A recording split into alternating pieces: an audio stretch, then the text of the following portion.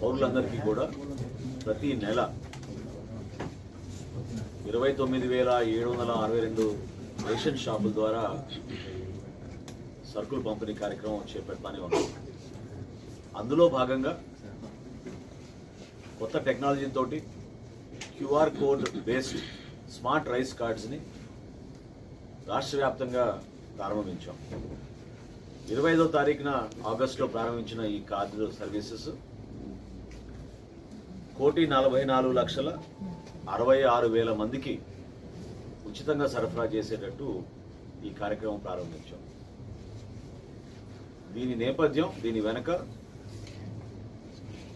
2 విడతలుగా ప్రజలందరికీ కూడా ఈ కేవైసీ అంటే నో యువర్ కస్టమర్ది ఎక్కడైనా వాళ్ళ డేటాలో ఎక్కడైనా పొరపాటు ఉన్నా, కుటుంబ సభ్యులు మార్పులు చేరికలు,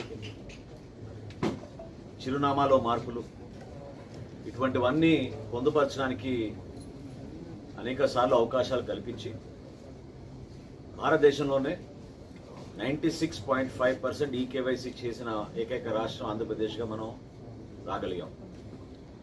ఇందులో అద్భుతంగా గ్రామ సచివాలయం, వార్డు సచివాలయం సిబ్బంది సహకరించారు. అదేవిధంగా మా రేషన్ షాప్ డీలర్లు వాళ్ళ ఈ పాస్ మెషిన్ల ద్వారా ఈ కార్యక్రమాన్ని ప్రజలకి మరింత అందుబాటులో తీసుకురావడానికి సహకరించారు. ఈ 1,44,66,000 కార్డుల పంపిణీలో ఇప్పుడు వరకు 80% పూర్తయినాయి. ప్రత్యేకంగా విజయనగరం జిల్లా 88% నిన్నటి వరకు పూర్తి చేసుకుంది.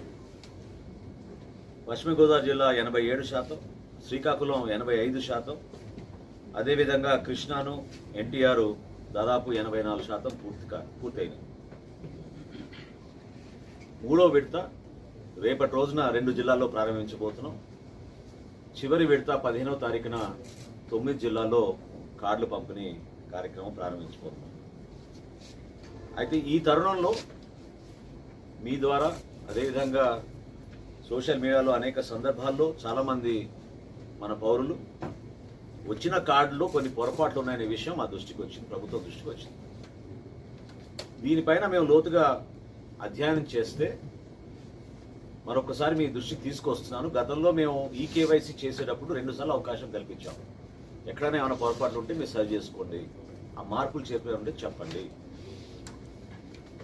ఈ కేవైసీతో పాటు మేము ఆధార్ డేటాబేస్ తీసుకున్నాం. ఈ 2 క్రోడీకరించి ఇంటగ్రేట్ చేసి అప్పుడు మేము ఈ కార్డ్ కంపెనీకి ప్రింటింగ్ కోసం మేము పంపించాం. సో ఎవరైనా ఒకవేళ వాళ్ళ బంధువుల పేర్లు పొరపాటు పడినా, లేదా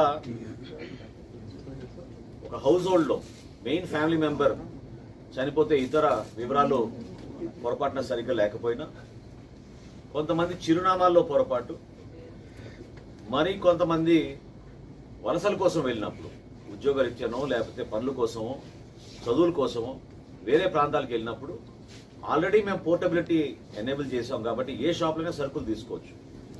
కానీ వాళ్ళ రైస్ కార్డు మాత్రం కంపల్సరీగా ఒరిజినల్ అడ్రస్ ఎక్కడ ఉందో అక్కడికే వెళ్ళి తీసుకోవాల్సి వస్తుంది. అది తెలియక చాలామంది మాకు కార్డు రాలేదు, లేకపోతే మాకు డిలే అవుతుందనే విషయం అనేక సందర్భాల్లో మా దృష్టికి వచ్చినాయి. నేను కూడా క్షేత్రస్థాయిలో పర్యటిస్తున్నప్పుడు ఇంకా మాకు కార్డు రాలేదనే విషయం కొంతమంది నా దృష్టికి తీసుకొచ్చారు.